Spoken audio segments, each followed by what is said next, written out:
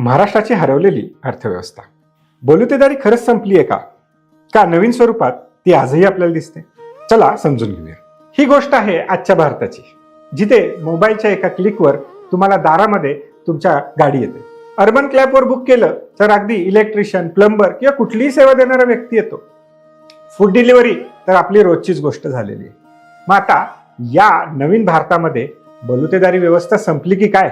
चला समजून घेऊया. 300 वर्षापूर्वीच्या गावातही प्रत्येक गरजेसाठी एक मनुष्य होता, एक भूमिका होती किंवा एक कुटुंब होतं. शेतकरी असतील, लोहार दादा असेल, सुतार काका असतील, कुंभार दादा असतील, भटजी बुवा असतील. आज त्यांची जागा आपल्याला मोबाईल ॲप्सने, वेबसाईटने किंवा वेगवेगळ्या प्रोफेशन्सनी घेतलेली दिसते. पण समाज अजूनही आपल्यासमोर उत्पादन आणि सेवांवरच चालतोय, ही मात्र तेवढीच खरी बाब आहे. आता फरक एवढाच पडलाय, तेव्हा सेवा या गावाशी जोडलेल्या होत्या. आज मात्र आपल्याला सेवा ही मार्केटच्या डिमांड सप्लायशी जोडलेली दिसते. तेव्हा मोबदला धान्यात मिळायचा, आज तो पैशाच्या स्वरूपात मिळतो. तेव्हा व्यवसाय अनेकदा परंपरेने चालत आले होते, आज मात्र ते कौशल्यावर आणि व्यक्तीच्या निवडीवर उभे राहिलेले दिसतात.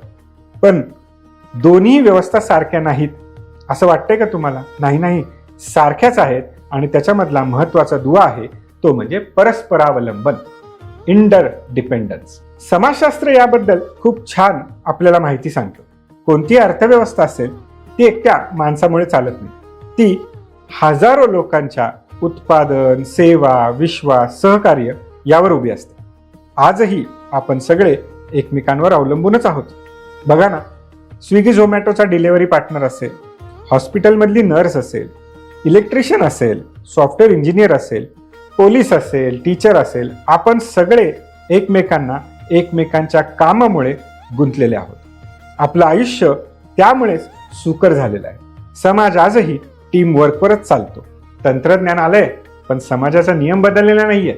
समाज आजही माणसावरच अवलंबून आहे. आणि म्हणूनच मी म्हणतो की समाज समजून घ्यायचा असेल तर समाजशास्त्र शिकावं लागेल, आणि अर्थकारण शिकलं की समाज चांगला समजेल.